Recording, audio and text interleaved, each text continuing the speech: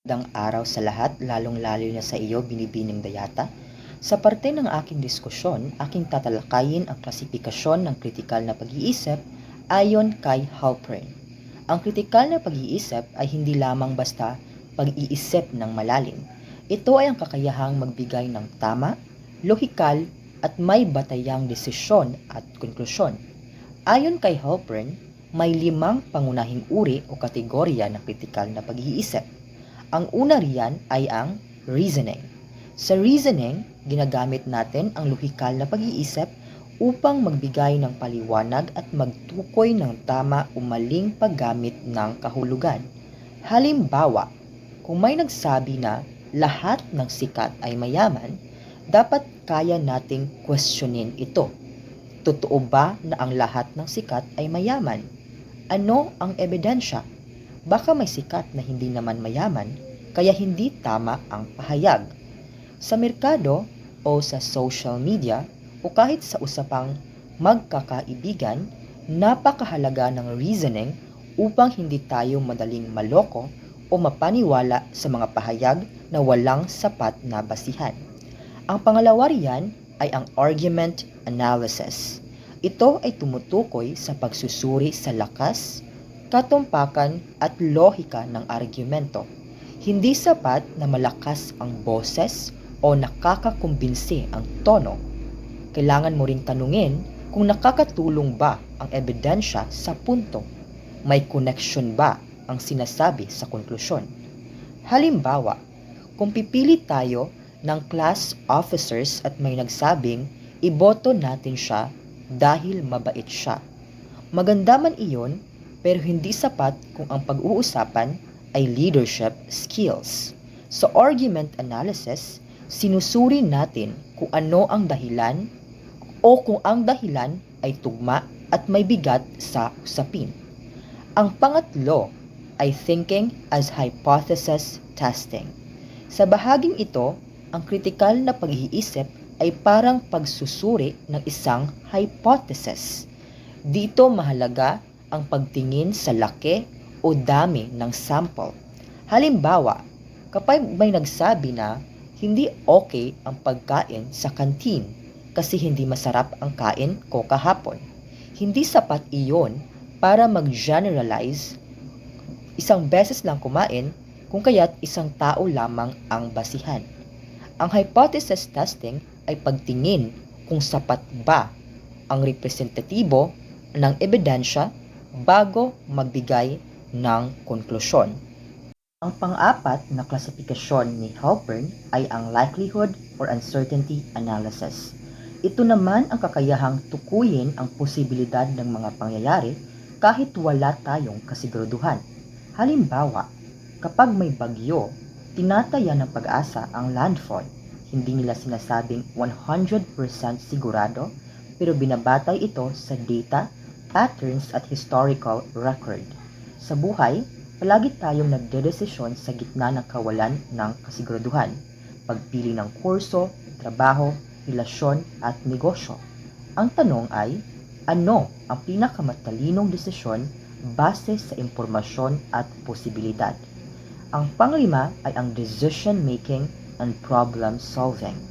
Ito naman ang kakayahang gumawa ng matalinong desisyon gamit ang impormasyon, paghahambing at paghahanap ng angkop na solusyon. Sa prosesong ito, gumagalaw tayo mula sa problema patungo sa posibleng solusyon sa pamamagitan ng paghahanap ng analogy o pagkukumpara. Halimbawa, kapag may problema sa classroom management, maaaring tingnan natin kung ano ang ginawa ng ibang guro, ibang section, o ibang paaralan, and then i-apply sa ating sitwasyon. Hindi lang basta solusyon, kundi ang pinakamainam na solusyon ang layunin. Kung kaya naman, ang 5 klasifikasyon na ito ay mahalagang sangkap para maging mahusay na critical thinker. We have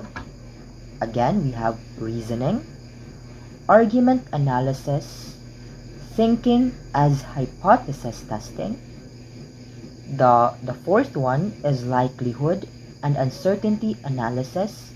And the last one is decision making and problem solving. Sa pag-unawa at paggamit ng limang ito, mas magiging mapanuri, matalino at responsable tayo sa pagdedesisyon bilang mag-aaral, mamamayan man o tao. Ito ay tatalakayin naman natin kung paano ginagamit ang kritikal na pag-iisip sa proseso ng pagtatanong gamit ang Bloom's Taxonomy. Makikita natin sa talahanayan ang iba't ibang klase ng pag-iisip mula sa paghahambing hanggang sa metacognition at kung paano ito ginagamit para mas malalim nating maunawaan ang isang sitwasyon o problema. Una riyan ay ang compare and contrast. Halimbawang tanong, which parameters, flow, level, etc. have changed? Which have not?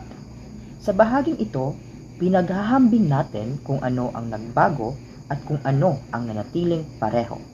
Hindi pa tayo nag-aanalisa ng dahilan. Una nating sinusuri ang sitwasyon base sa pagkakaiba at pagkakapareho. Halimbawa, kung may problema sa, let's say, makina, titignan natin kung aling bahagi ang may pagbabago sa readings at alin naman ang normal pa rin. Ito ang nagsisilbing unang clue upang makausad tayo sa susunod na pag-iisip, which is inference and interpretation. Halimbawang tanong, why has it not changed at all? Why has it increased in value but returned to normal later? Dito nagsisimula ang mas malalim na pagtatanong. Bakit may pagbabago o bakit walang pagbabago? Ginagamit natin ang kaalaman at obserbasyon para gumawa ng meaning o kahulugan para itong pag-uugnay ng impormasyon upang makabuo ng posibleng dahilan. Dito pumapasok ang pag-iisip ng cause and effect. The third one is generating possibilities. Halimbawang tanong, could it be that the heat exchanger malfunctioned? Sa level na ito, gumagawa tayo ng posibleng solusyon o hypothesis. Hindi pa ito konklusyon, kundi mga hula pa lamang na may batayan. Sa halimbawang nasa talahanayan, nagtatanong tayo kung maaaring may sira sa heat exchanger. Ibig sabihin, we are open-minded sa iba't ibang posibleng dahilan. At ay analysis. Halimbawang tanong, if so, what are the signs that support this? Kapag may hypothesis na tayo, kailangan natin itong patunayan. Dito pumapasok ang pagsusuri ng ebidensya, datas or datus, at readings. Ang analysis ang nagtatanggal ng hula at naglalagay ng konkretong basihan. Ang tanong dito ay, ano ang mga ebidensyang nagpapatunay sa ating iniisip?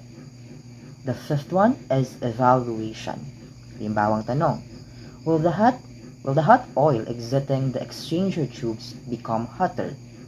Ang evaluation ay ang paghusga o pag-assess kung tama ba ang magiging resulta batay sa ating ebidensya. Sa madaling salita, dito natin sinusuri kung kapani-paniwala ba ang ating konklusyon. Ito ay ang pagdedesisyon kung ano ang pinaka-logic o pinakatama o pinakaangkop na sagot o solusyon. Ika-anim ay metacognition. Halimbawang tanong, why didn't I consider monitoring the tube outlet temperature? Ito ang pinakamataas na level ng pag-iisip. Metacognition ay ang pag-iisip tungkol sa ating pag-iisip. Dito natin tinatanong kung ano ang dapat kong ginawa, ano ang hindi ko napansin, paano ako matututo mula rito.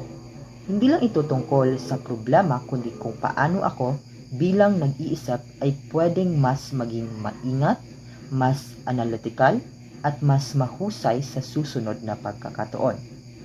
Sa kabuuan, pinapakita ng talahanayan na ang kritikal na pag-iisip ay hindi basta tanong lamang. Ito ay sunod-sunod na proseso ng pag-unawa, pag-aanalisa, pagbuo ng ideya, paghusga, at pagbabalik tanaw.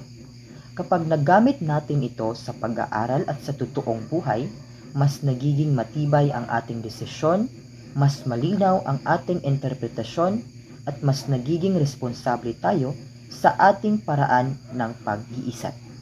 Yun lamang po. Maraming salamat.